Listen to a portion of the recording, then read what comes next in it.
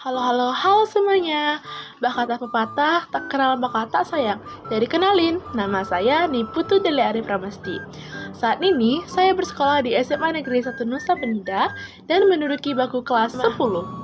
Nah, pada pagi yang cerah ini, saya akan memaparkan suatu materi mengenai kaidah kebahasaan dalam teks laporan hasil observasi.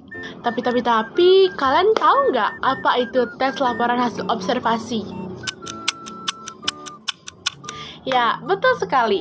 Teks laporan hasil observasi adalah teks yang berisi hasil pengamatan atau observasi suatu objek yang bersifat fakta dan bertujuan untuk memberikan informasi yang akurat kepada para pembaca.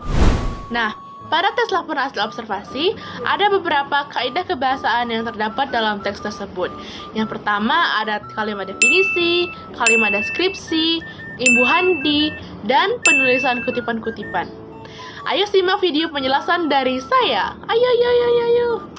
Nah, yang pertama ada kalimat definisi. Kalimat definisi adalah kalimat yang digunakan untuk menjelaskan suatu makna atau arti dari sebuah istilah, konsep, atau objek. Kalimat ini bertujuan untuk memberikan pemahaman yang jelas dan tepat mengenai suatu hal yang sedang dibahas. Nah, ada pula ciri-ciri dari kalimat definisi. Yang pertama, ada menggunakan kalimat definitif, seperti ialah, adalah, merupakan, dan yaitu. Yang kedua, tidak menggunakan kiasan. Kalimat definisi harus jelas dan lugas, tidak menggunakan majas dan gaya bahasa kiasan. Lalu ada dijelaskan secara umum. Nah, ciri-ciri untuk makna yang dijelaskan pada kalimat definisi ini bersifat umum dan tidak spesifik pada objek tertentu. Ada pula beberapa contoh dari kalimat definisi. Yang pertama, manusia adalah makhluk hidup yang memiliki akal dan pikiran. Yang kedua, energi adalah kemampuan seseorang untuk melakukan usaha. Nah, selanjutnya ada kalimat deskripsi. Kalimat deskripsi adalah kalimat yang bertujuan untuk menjelaskan suatu objek atau benda secara terperinci dan jelas. Tujuannya adalah membuat pembaca merasakan, membayangkan, dan seolah-olah melihat sendiri tentang objek yang dideskripsikan. Ada pula ciri-ciri pada kalimat deskripsi. Yang pertama, menggambarkan objek secara detail, seperti ciri-ciri fisik, sifat, dan karakteristik. Lalu ada menggunakan bahasa yang imajinatif dan berfokus pada panca indera, seperti pendengaran, perabaan, dan penglihatan.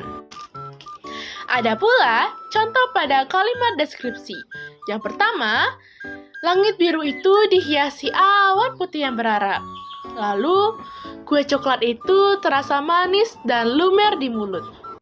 Selanjutnya ada imbuhan di. Namun, penulisan imbuhan di seringkali disalahartikan dengan kata depan di. Di sebagai imbuhan dalam bahasa Indonesia ditulis melekat pada kata dasarnya, membentuk kata kerja pasif. Contohnya, baca menjadi dibaca, makan menjadi dimakan, dan pukul menjadi dipukul. Sedangkan di sebagai kata depan ditulis terpisah dengan kata yang mengikutinya, seperti di sekolah, di rumah, dan di taman. Ada pula contoh penggunaan untuk membedakan imbuhan di dan kata depan di. Nah, kalau imbuhan di contohnya seperti nasi itu dimakan oleh adik. Kalau kata depan di, saya belajar di sekolah. Yang terakhir ada kutipan tidak langsung dan sumber rujuknya. Kutipan tidak langsung adalah penggunaan pendapat seorang penulis yang berisi intisari dari pendapat tersebut. Untuk membuat kalimat tidak langsung, kita harus memahami terlebih dahulu informasi yang akan dikutip. Setelah itu, tulislah inti dari informasi tersebut menggunakan bahasa sendiri. Kita juga dapat mengubah struktur kalimatnya menjadi pasif atau sebaliknya. Dua contoh kutipan tidak langsung seperti yang di atas. Pada kalimat pertama, terdapat sumber kutipan di dalam tanda kurung, dan di akhir kalimat terdapat nama belakang pengarang, tahun penerbitan, dan sumber kutipan.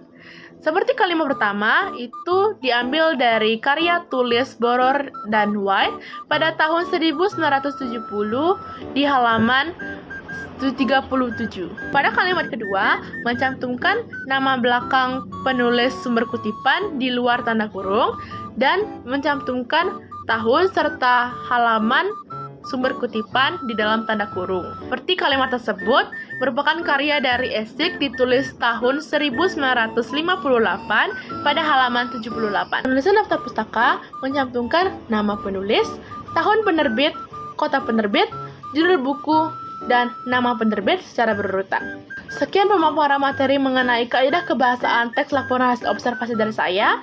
Jika ada kesalahan, mohon dimaafkan. Sekian dan terima kasih. Bye-bye.